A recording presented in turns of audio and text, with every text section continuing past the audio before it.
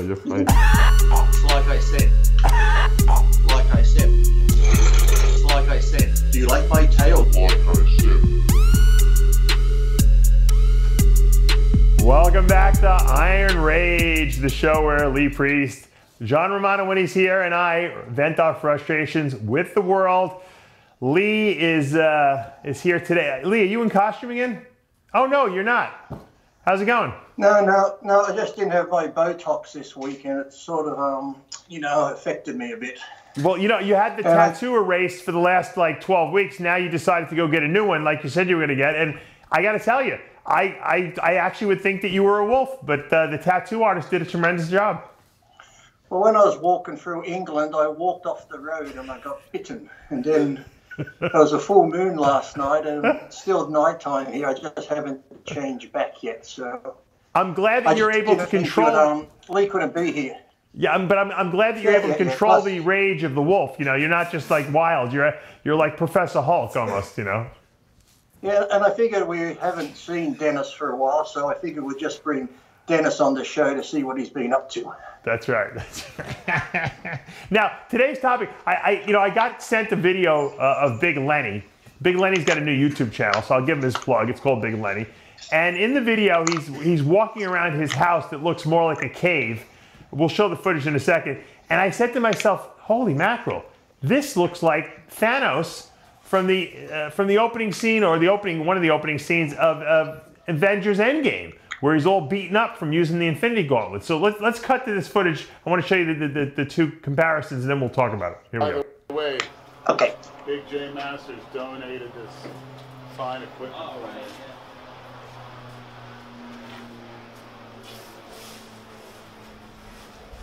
You think we need more lights? No, we're good. Oh, you got one, right? Tom's actually installed that. Yeah? We promised a dominatrix training video. One is coming, one way or another. Yeah, right. That's a promise. And it was gonna...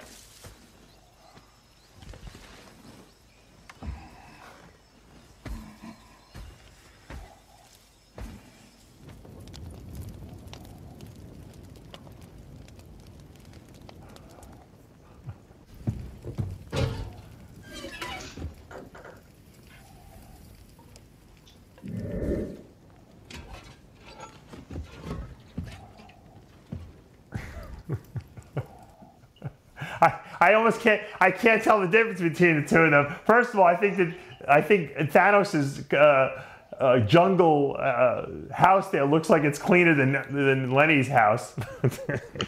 But I totally agree. It makes me do this. What are you eating there? People liked your Lucky Charms promotion you did last week. Did they? Well, not all did, Dave, because, you can't tell the difference, really, can you? Not all did, but I have to give another public announcement. The ones that say, Dave, why do you have that fucking idiot on? Dave, why do you have Leon? Blah, blah, blah. He's an idiot. But then I have to question the guy who sees RX, and then it says, Iron Rage, Dave, and it does say Lee Priest, I'm pretty sure it says Lee Priest. Yeah. But then the fuckwit still clicks on it and sits there for 20, 30 minutes watching me. So it's like, who's the fucking idiot, you fucking morons? It's like, if I'm going through YouTube and there's lots of topics I don't like, I never click on them. I just scroll past them. Yeah. But these idiots actually sit there and watch me be an idiot, and then they go, he's a fucking idiot, Dave. Why do you have him on? Why do you fucking waste the time? Well, when Howard Stern was at the peak of his powers when he was first coming up in the radio business, they couldn't understand why he was getting such high ratings, and they said the statistics show that the people who hate him the most watch him the longest. And the number one reason when they interviewed these people why they would listen to him is because they wanted to hear what he was going to say next. I used to love Howard Stern, and like I said, he was always on. They always did the same thing. These people knew word for word what Howard said. Yeah. He had like a 2-3 hour show, and they'd sit there and watch the whole show and then bitch about it. And I'm like, fucking hell! It's like, he's making millions, and you're the idiot just sitting there complaining about it. So, well, I'm here to entertain, Dave. I'm here to entertain. Yeah. But back to Big Lenny. If he was Thanos, the click would have been a lot different. I think it would have been called the Dick. So he would have pulled the dick out, and then we would have seen him probably anally rape Iron Man. Why Black Widow is licking his balls with Spider-Man. Spider-Man would have had his fingers up his ass, and then. So it would have been a whole different outcome if Lenny was Thanos, I think. It would have ended up being, the world wouldn't have disappeared, let's say. It would have just been this happy, big, gay orgy where all the superheroes fuck everybody. They intermix their powers, and it would be just a wonderful, happy reunion of sperm from the superheroes. I'm surprised. That's if Lenny was Thanos, that's how it would have ended. Yeah. I'm surprised Blackman hasn't put Big Lenny under contract. You know, he gets a lot of views. Well, I'm sure he's resisting the urge there because, I think Lenny, if he signed with MD, that could be a marriage breaker there. Lenny does everything that Steve wants in a man and a woman and whatever you need. There isn't nothing that Lenny wouldn't do for Steve. So that could just cost Steve too much. That would be divorce material if Lenny came into the equation. So, It could be that Lenny doesn't really get striated glutes either. Maybe that could be the deal breaker right there. I don't think he can overlook that. He can overlook it. He can overlook those striated glutes. Hey, Lee, what do you think? You're not looking at the mantelpiece, Dave, while you're stoking the fire, mate, are you? Just remember that. You don't look at the mantelpiece while you're putting the fire on. Hey, there's been a lot of rumor and conjecture about Phil Heath possibly jumping into the 2019 Olympia, Lee. His girlfriend put up on Instagram, diet starts today, and Hana Rambod, and all the tags that they're doing. You think Phil's going to do the Olympia? Well, it'd be silly not to, because seriously, Phil's in shape. Sean's not going to beat him again. There's no way that's going to happen. I'd see somebody like, Cedric McMillan in shape would be more of a threat than Sean Roden to me. And then, if Kai came back, well, that's never going to probably happen. But if he came back, that would be someone. But even a Bonek, I think, in shape would be more of a threat than Sean again. Sean was lucky to win it there. Taking nothing away from Sean, but he caught Phil that little bit off, and he came in a little bit better. But if Phil's on, it's not going to happen again. So I think if Phil was smart, he'd come back and be in great shape. He could easily win it again. So. But then again, it's like when they put out little things like diet starts today, it's he could be starting the diet, but he might be dieting for a guest pose. So, until the contract's signed, we don't know. He could be dieting for a wedding. Who knows? So it's like, just putting out little bits, you never know. If you were in Phil's shoes and you knew that you really didn't have, aside from the fact that you had a little stomach distension that cost you the title, you had no torn body parts. Everything looked good. Your conditioning was awesome. Let's face it, there's $400,000 for first place. Mm-hmm. Would that be hard for you to resist, going into the Olympia again?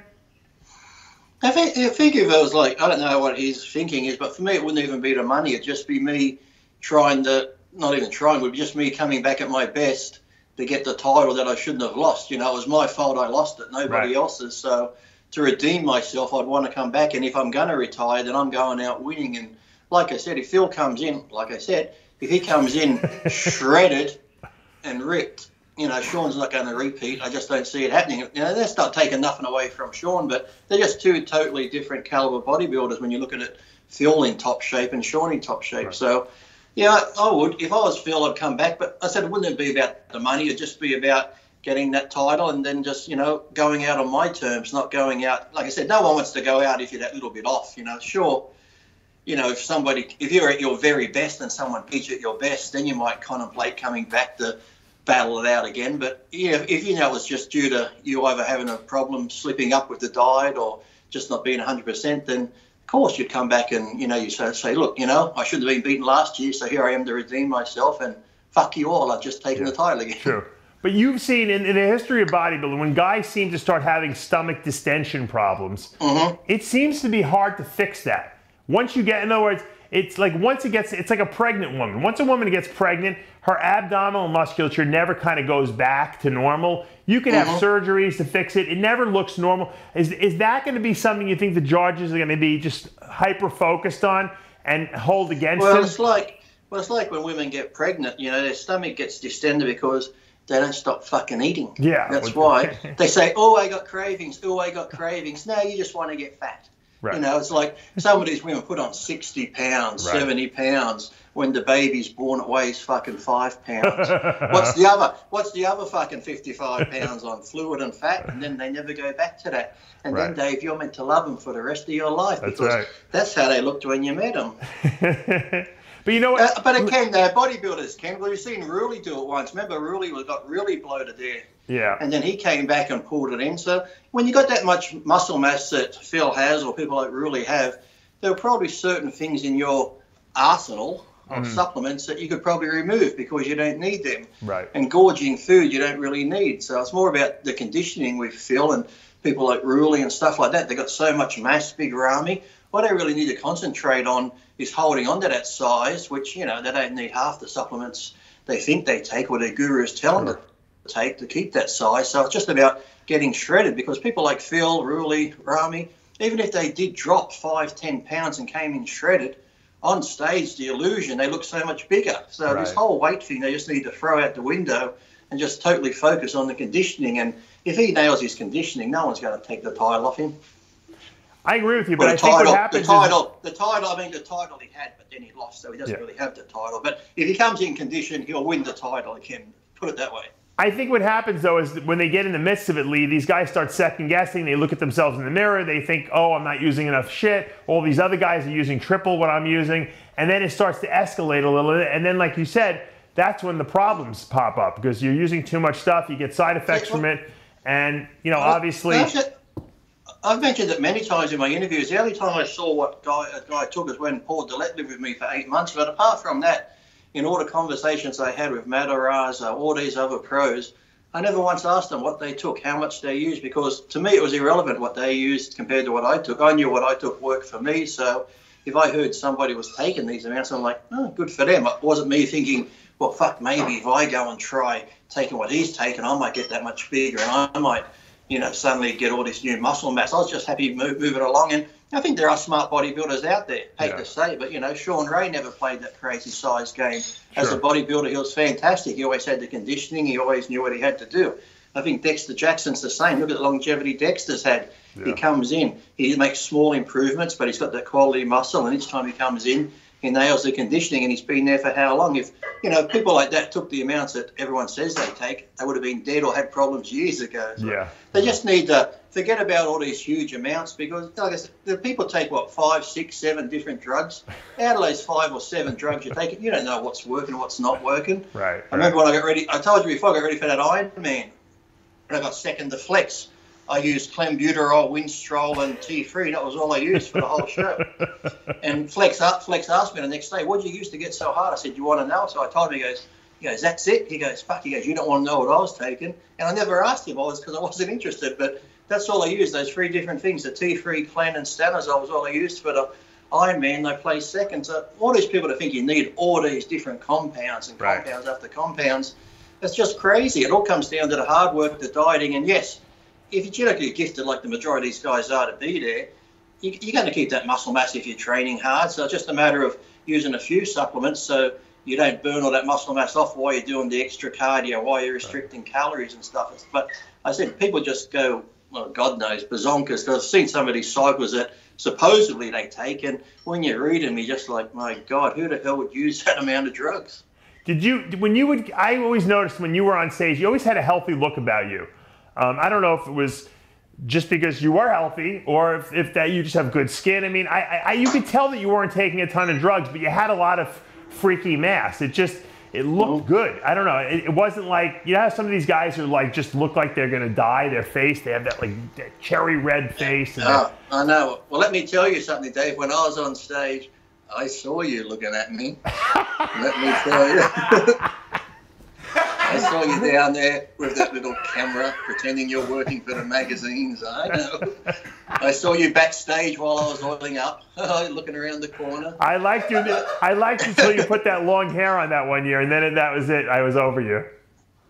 Yeah, I know. I'm sorry about that, but yeah, it's like because I always took small amounts, and I think that's what kept me healthy. Because you saw it back in the early days too. I think in the mid 80s, 90s, and stuff. When you look back at the Bob Parises and Barry DeMays and all these guys, Mike Christians, they looked great, but yet they looked healthy. And you get a lot of these guys dressed in suits. You could tell they worked out, but they weren't these freaky, ugly-looking, sick, gorilla-looking type guys that looked like they had health problems. They looked like male models dressed up nice to go out somewhere. So I think, like I said, when you get to the drug issues now, there's just way too much being used. And sadly, how many times now you look in a magazine when I was coming up, I know people hate when we go back to the old days, but when someone was in a magazine and they were 20, 25, they looked 20, 25. Right. Now I'm seeing guys who are 25, 30 looking like they're in their mid-40s or 50s. It's like you're right.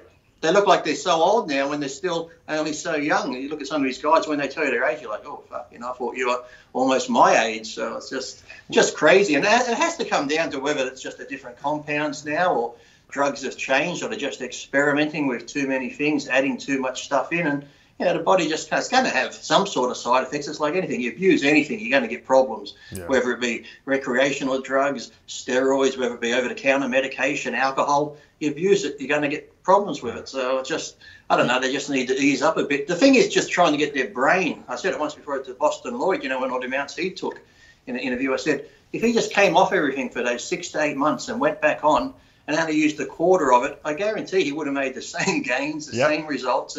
But it's just getting people to realise that in their mind, okay, I've taken 2,000 a test and I've taken this much of this, that, oh, no, I can't go back to 500. Now, 500 is not going to work if I've been taking 2,000, but it will. But yet in their mind, they can't comprehend that. So I just I give up and be like, well, whatever. Now, Lee, do you think, when you think back and look back, and I'm not saying that you would have done it, but had you done more drugs, do you think you would have been a better bodybuilder? Do you think you might have won more shows and been a freakier looking guy? I don't know if you would have had health issues, but do you think you would have been a better bodybuilder? I don't think so, because at one time I worked with Trevor from Nuclear Nutrition, Trevor Smith. Remember him? He was a big guy, and he was, like I said, he wrote something out for me once, and in that he had me taking 800 of tests a week, and I did that for a couple of weeks, and just that alone I felt like shit. My strength actually went down, and I just felt crap. So I just eased back and went back to the small amounts and felt good again. So I don't really think me taking more would have done a huge thing. And still, like 96 and 94 was the only times I used growth hormone, and then I only took 2 IU the first time and 4 the second time. I never done insulin ever. So, I can sit here and debate, well, maybe if I had done the insulin and growth and blah, blah, blah, would it have? Well, maybe, maybe not. And like I said, health problems could have caused something. Maybe it could have, maybe not. So I'm happy with what I did, but even taking all those drugs, Dave, wouldn't have changed my fucking attitude. And that Lee Priest had a bad fucking attitude. And You're right. That's your problem. That was your problem. Your never shut those steroids would have made me shut my mouth, so you'd just be always in trouble. You might have had a bigger mouth if you would have taken more steroids, Oh, God, could you imagine? I would have told more truths, and then I would have been in more trouble. So, If you are able to make this comeback, if your neck gets fixed and things start working the right way, will you still go with the same, program that you've done in the past, or do you think because you're older you need some different things now? No, I'd probably still start off with the same basic, just basic stuff and see how it worked. Because I always found getting ready for me, like I said, when I was using the small amounts, was just like I said again, it's just more to training and staying focused and having that mindset. It was never, I need the drugs, I've got to take these drugs. The small amount I took, like I said, it's just to hold onto the muscle mass, because I was doing those 2 to 3 hours of cardio a day so I could eat more food. And because I was having restricted food, I just ate more. So, so I wouldn't go crazy. I wouldn't do whatever, but the guns are coming back. Wow, pretty impressive, man. Holy shit, what's that? Wow. Let's see the other arm. That's the bad arm. Let's see the bad arm. Not too bad. Your bad arm is better than a lot of people's good arm, that's for sure. Do you feel that you have more feeling back now than you had before in the neck? Not training-wise. If I do something like this, I can feel it, but training-wise, still, if I'm using a bar or anything. This arm's still pushing more, and then if I'm using dumbbells, this just sort of goes, and this one drags along behind. So it just, probably feels more like whenever I do anything with this arm, it's got like a 20-pound rubber band pulling on it, while this one feels free. Lee, why don't you just go to a doctor in Australia and get the surgery? I'm sure it's just a nerve impingement, right? Yeah, they said it's just a nerve trap between C6 and C7. I had that first operation, which didn't work, so it's just a matter of going back to get the other operation, which few people have had, but this time they're going to go through the front of the neck here. That's what they do. And they go through the back that way, and, they give you, things can go wrong and shit. So I just sometimes think, my luck, I'll wake up and they'll go, well, you can feel your arm with, congratulations, we fixed the nerve, but you can't walk. So, I guess I'll be skipping leg day, won't I? So, I'll be like fucking Lord Xavier coming out in my fucking wheelchair like this. or if they really fuck up, I'll be like this. How are you, Dave? Very good. Thank you. I gotta move my wheelchair. Oh, no.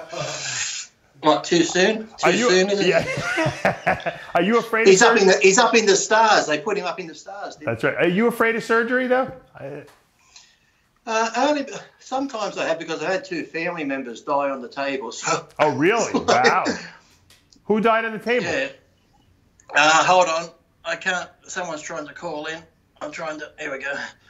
One of my great grandmothers, and then another friend of mine. Well, they weren't really a family member, but yeah, my great grandmother. She had that thing in the face where you can, even if the breeze blows on it, you can really feel it bad. I forget what it's called, but anything that touches your face.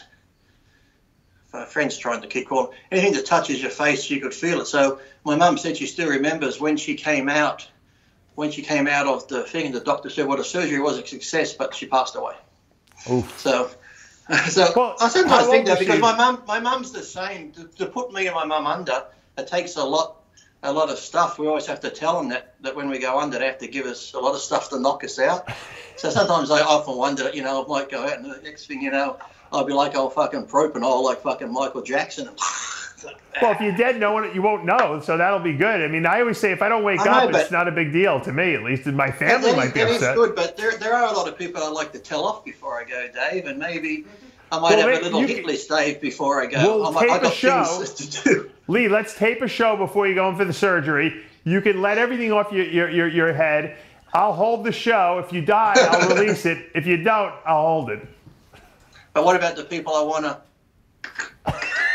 You're not allowed, no taking anyone with you. You can only insult them verbally. Are you going to do that for me? I'll have to. No, the people I want to get rid of, I'll have to lock them up. Like you can only off the people verbally. No physical offing of anyone. Now I'm going to have to plan this like the movie Saw, where I lock them all up, and if I die,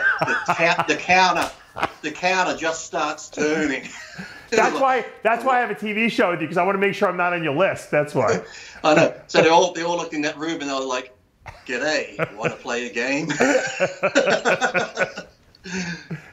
Yeah, so we're like, "Oh shit, he got us." So yeah, so I'm thinking about it still. So just those things that put me off. That it's 50-50 whether it can work, and then once you have it, then I just think, there's a couple of months you got to go through the whole fucking rehab again and doing all that shit. You got to get the beans out and be careful and yeah.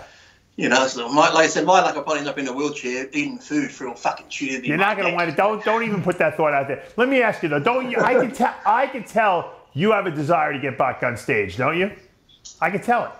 Yeah, I would like to one more time. It's like, I guess it's same as Phil. I'm sure he loves to go back, because me ending competing wasn't due to me saying, okay, goodbye, I'm retired now. Right. Because after that universe, like I said, I was promoting NABBA for 2014. In 2015, I was going to do the Worlds when the car accident happened. So I was thinking I maybe had 1 or 2 shows left in me. And now sometimes I still see that Korean competing. He got 4th in that last show, I think, who got 2nd to meet the universe. So sometimes I figure, when I look at Carrera and those type of guys, I figure against some guys I could probably still hold my own in shape. So yeah, it'd be one of those. But I'm even talking IFBB. Look, I'm never going to get back into the IFBB. So oh, yes, you will. Yes, you will. When I'm competing in the KBF CKY in Kentucky, you know that. Look, I think you'd be a bigger draw than Levrone or Wheeler comeback, because you're actually a guy who's got a lot of muscle who could actually be competitive at your age. I don't think anyone thought that Wheeler and Levrone were going to do anything. You actually could come back in the 212 and be a dangerous guy. Yeah, I think maybe I could, but like I said, I'd have to, as I said, get the operation, you know, get back into the swing of things training. If it all looked good, I would. But like I said, I'm not going to be that guy that comes on stage and say, yes, I'm coming back, sign a contract and walk out on stage. Right, Everyone goes, here he comes. And then they go, oh, fuck. No, do we need to start a Lee, do we need to start a GoFundMe for you or do you got health insurance? I got health insurance. Okay. So get the operation, man. What are you waiting for? But if you want to start a GoFundMe page, we can start that. Yeah. Lucky Charms supplies. I need a few more masks. Yeah, I can send you to Big Lenny's house to rehab if you want. Oh, he's not cookie cutter or anything like that. He'll make sure you get back in shape. I reckon if I had Big Lenny and Steve Blackman on my team, I couldn't go wrong, could I? No, you know how they say you have to go back and get the eye of the tiger? If you go back and live in Big Lenny's cave, you'll get the eye of the tiger back. Trust me, man. I'd get the bloody brown eye of the tiger. I don't know about eye of the tiger. I'd get something, that's for sure. You wouldn't know what you're going to get at Big Lenny's. I don't know if I get much sleep. And you'd be only an hour or two away from me. You'd be down at the Delray Beach there. You can, go lay in the sun. Didn't I tell you, Dave, if I'm making a comeback, I'm moving in. Oh, you are? That's fine, man. The whole prep. The snake room downstairs has plenty of extra room there. I'll put a bathroom in there for you. This is going to be Dave Palumbo, guru, bringing Lee Priest back. There you go. That's it. We'll do it. We'll do it. Comeback of all comebacks. This is going to be a bigger comeback than fucking Jesus, I tell you.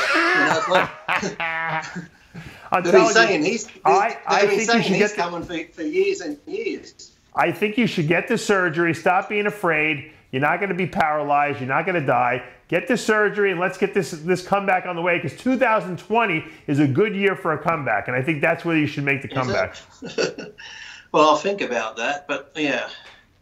Yeah, I'll just... Fans would love it. Guys, if you want Lee Priest to make a comeback, in the comments below, I want to hear about it. Yeah, watch the comments below now. Hope the cunt fucking dies. Hope he dies and I won't have to watch this shit anymore because you're making me watch it. I hate clicking on this and watching that fucking idiot. So, yeah.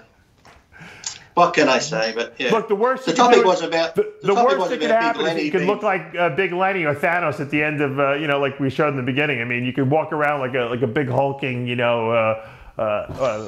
monster basically. Yeah. We'll put to this day, I still haven't watched one of Lenny's videos. I have to get around to watching it. People tell me to watch Big Lenny will get you on a cycle. You'll go train with him every day. You'll live in his cave. He'll barbecue like in the old days over a big fire. You'll cook brontosaurus burgers, and he'll get you back into your tip-top shape. I liked speaking of that, not really speaking of that, but I liked your interview with Jim Quinn. That was pretty good. Yeah, Jimmy was great, right? Yeah, I liked Jimmy when he was out there. It brought back a lot of good memories. It was funny when I first was in Golds. My friend wanted to introduce me to Jim Quinn when he was training with Billy Smith. Oof. And he went over to say he wanted to meet my friend Lee, and they wouldn't even have a bar meet. Just ignored me. It wasn't until, because I was still 20, a couple of days later I was doing the 180-pound dumbbells. And then after I did that, I put him down. He actually come over and spoke to me and said he gave me respect for doing that. So they wouldn't talk to me until I actually proved myself. Right. Those guys lifted some serious heavy weights back in the day. And then I used to talk to Ed Connors because when I stayed at Leeds, he'd tell me about the time he was putting in a new palm tree out the front. If you speak to Jim, you might remember. He was putting in a new palm tree and Jim come home late one night and he fell in the hole and couldn't get out. No way. He did? Yeah. I never heard that story. Ed Connors told me he was putting in a new palm and he came home and fell in the hole. That's something I would do. So he tripped and fell in the hole for the palm tree was going to go. But that guy, Jim was always, off-season or anything, that guy had veins in his legs like bloody ropes everywhere. And it always made me laugh because I did remember him with the shirt tied up in the old, not all the time walking around. But you know what? That was like the look. The funny thing was that a lot of people told me that he was the most impressive guy looking in the gym. Like he could be Mr. Olympia in the gym. He was, as far as... Yeah, it's one of those guys, because he had that, because he was a bit blocky when he got on stage, he lost it a bit, but in the gym, you wouldn't have seen anyone better. Even, like I said, Paul Dillette in the gym, you know, Jimmy was just as freaky as that when you just saw him walking around, the legs, Right. the arms, the shoulders, Yeah. everything, always vascular. You know, to him, I don't even really think I saw what you'd call off-season with him because he was just always in shape and vascular, training with Billy Smith using crazy weights there in the gym. So The funny Yeah, it thing was was, good didn't on Paul Dillette lifted like very light weights, right? In contradiction to that. Yeah. He was always chewing on his towel, always chewing on the corner of his towel all the time when he was training, Paul, like a security blanket. We always wondered why he was chewing on his towel like that. But the good news is, Dave, I'll be actually in California 28th of June till July 8th. I'm going to be at the Muscle Beach show down in Venice Beach. Wow. Is that your first time back? No, I've been back before. I was back at the Arnold and the Olympia and that. No, back, I mean, in Venice Beach. When was the last time you were in your old stomping ground? When I lived there. So this will be my first time back since 06. Wow. That's going to be exciting for you, huh? And so if Too any bad Ed fans are doesn't out have his there, house there anymore, right?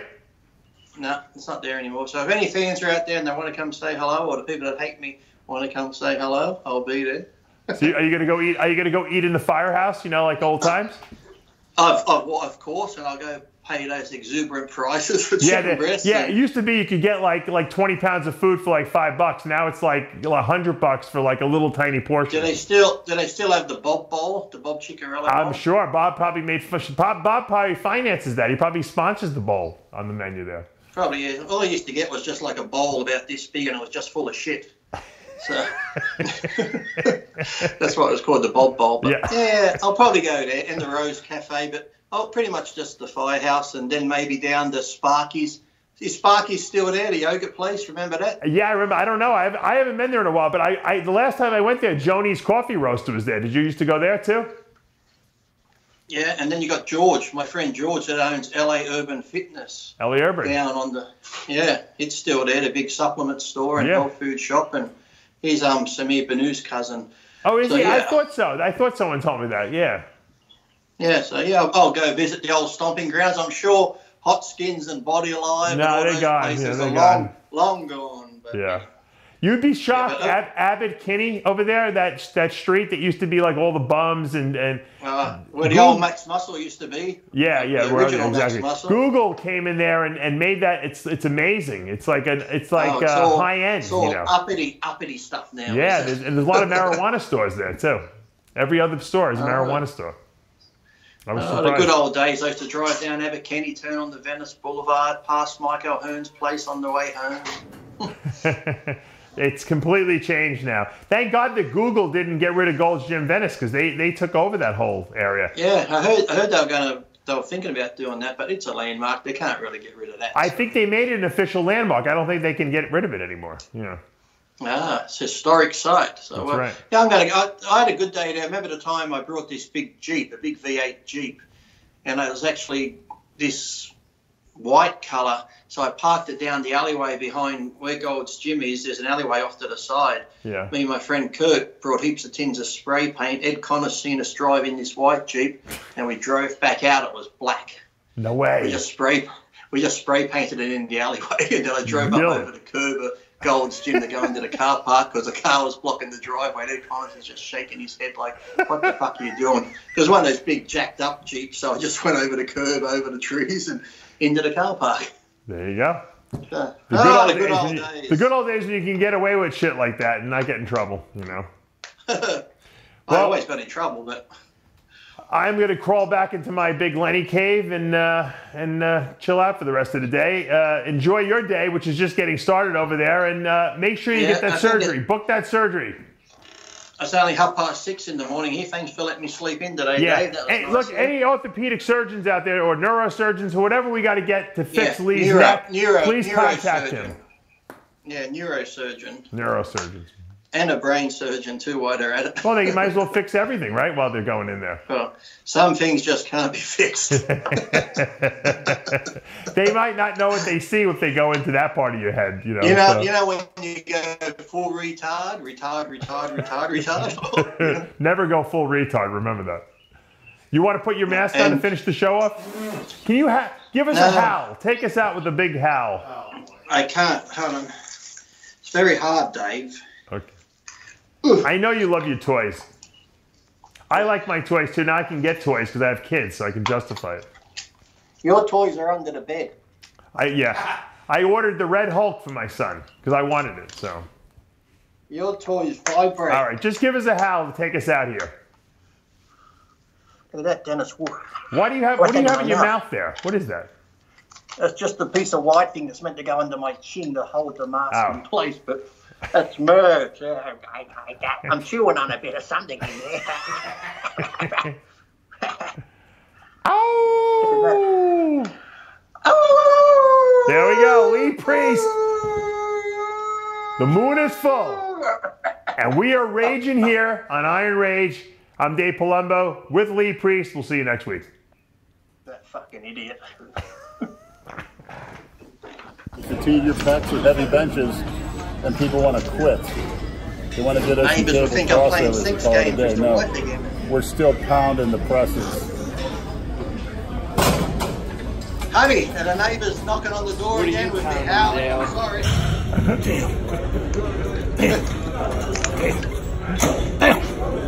She's in the kitchen. Whoa. Look at her getting ready for work down there. Say hello, Dave. He was the first Hello, person Dave. to get tattoos ever.